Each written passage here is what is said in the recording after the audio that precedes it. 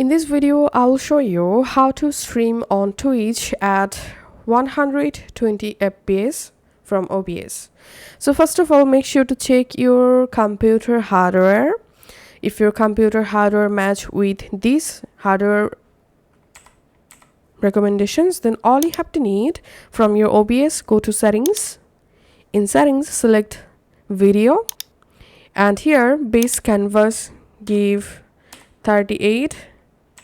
Select base canvas resolution 3840 by 2160, and output resolution same, you have to add this resolution here, and then click on this common FPS value drop down, and here you have to select integer FPS value.